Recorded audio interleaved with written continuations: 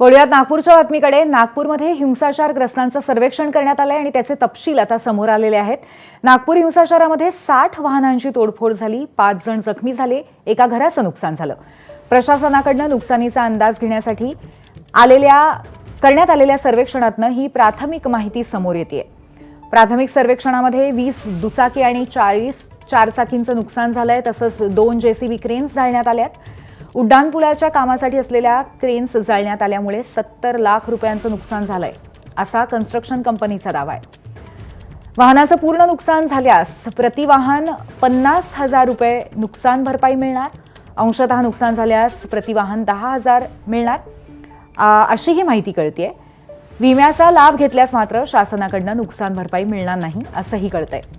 तर नागपूर हिंसाचाराच्या या सर्व सर्वेक्षणाच्या बाबतीमध्ये अधिक माहिती घेऊया। आपले प्रतिनिधी तुषार कोहळे आपल्या सोबत आहेत। तुषार, बऱ्याच मोठ्या प्रमाणावरती नुकसान झालेलं आहे आणि आता भरपाईसाठी सुद्धा सरकार प्रयत्न करणार आहे, आणखीन काय तपशील आहेत? निश्चितच आपल्याला माहिती आहे की राज्य सरकारकडून तशा प्रकारचे आदेश देण्यात आले होते महसूल विभागाला की आता हिंसाचार भागामध्ये तणावपूर्वक शांतता आहे, त्यामुळे ज्या नागरिकांचं नुकसान झालं त्या नागरिकांचे पंचनामे करावे आणि 2 दिवसाआधी त्या पंचनाम्याला सुरुवात देखील झालेली होती।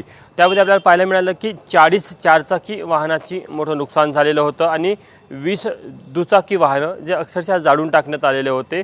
या सर्व घटनेमध्ये एका घराचं देखील मोठं नुकसान झालेलं आहे आणि 5 नागरिक जखमी झालेले होते। या सर्वांच्या सर्वेक्षणाची जी प्राथमिक माहिती पुढे दिलेली आहे, ज्या कन्स्ट्रक्शन कंपनी तिथे काम करत होते उड्डाणपुलात, तर त्याचं सर्वाधिक नुकसान झालेलं आहे। त्यांचं जवळपास 2 जेसीबी जाळण्यात आले, त्यामुळे त्यांचं जवळपास 70 लाखांचं नुकसान झालेलं आहे।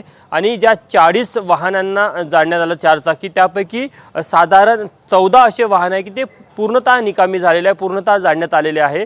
त्यामध्ये काही दुचाकी आहे आणि काही चारचाकी आहे। त्यामुळे ही जी नुकसानी आहे नागरिकांचं हे जवळपास कोट्यावधीच्या घरामध्ये आहे आणि प्रशासनाने या संदर्भात आदेश देखील दिलेला आहे की ज्या नागरिकांचं नुकसान झालेलं आहे त्यांना 50,000 रुपयाची मदत केली जाईल, ज्यांचं अंशतः नुकसान झालेलं आहे त्यांचं 10,000ची मदत दिली जाईल। खरं आहे तुषार, त्यामुळे आता सरकारकडून सुद्धा मदत मिळणार आहे किंवा विम्याचा तुम्ही आधार घेऊ शकता। धन्यवाद आपण दिलेल्या माहितीबद्दल। एबीपी माझा, उघडा डोळे बघा नीट।